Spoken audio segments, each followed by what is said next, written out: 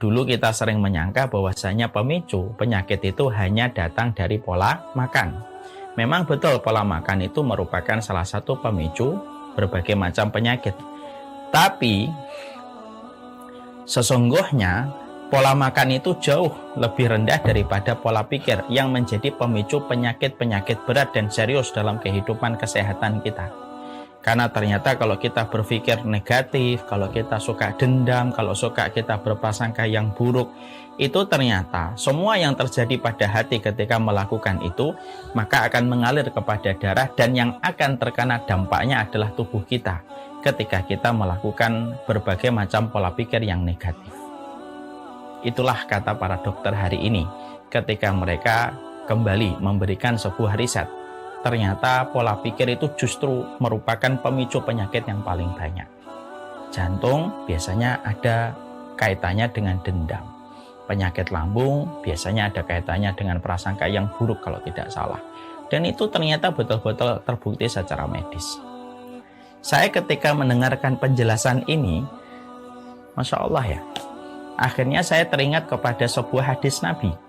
Hadis ini adalah hadis yang terkenal sekali dan mungkin sebagian dari antum menghafalkan artinya. Hadis ini berkata, ala inna fil jasadi mudghotun. Sesungguhnya di dalam tubuh kita ini ada segumpal darah. Fa in saluhat saluhatil a'malu kullaha, fa in fasadatil a'malu kullaha. Maka kemudian Rasulullah mengatakan, segumpal darah ini kalau baik maka seluruh hal yang lainnya akan menjadi baik. Kalau segumpal darah ini buruk maka yang lainnya pun akan menjadi buruk. Maka Nabi mengatakan, ala wahiyya al-qalbu, segumpal darah itu adalah daging, yaitu adalah hati manusia. Masya Allah ya. Kalau kita membaca hadis ini dengan penjelasan medis yang tadi saya sebutkan, akhirnya kita menangkap korelasi.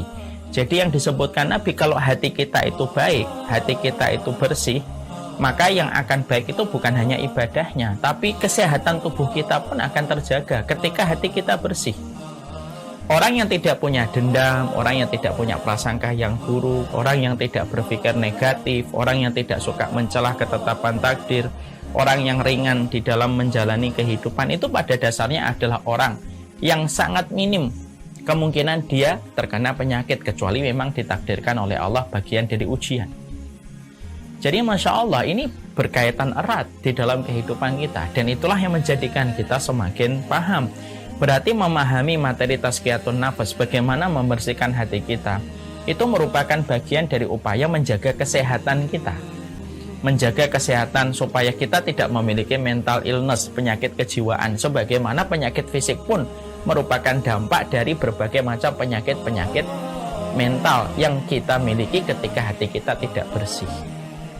Ya, jadi inilah kemudian banyak hal yang kita kemudian pahami.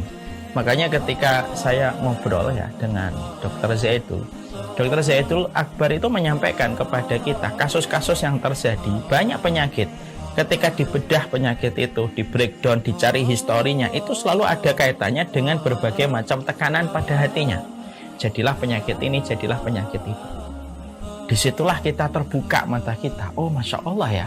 Kenapa materi tazkiyatun nafas termasuk materi yang cukup penting dan urgen untuk dibahas, dikaji, diamalkan, lalu diatur bagaimana aplikasi dan realisasi dari apa yang kita pelajari di dalam materi ini.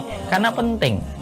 Kalau kita sudah mampu menempa hati kita, mensucikan hati kita, lalu tidak timbul dendam yang kesuma, tidak ditimbul kemudian prasangka yang begitu buruk, akhirnya kita mudah memaafkan, mudah memberikan uzur, hidup kita tidak terbebani, kemudian kita tidak mencari pujian, tetapi kita betul-betul hidup kita mencari ridhonya Allah dan tidak terbebani dengan perkataan dan penilaian manusia.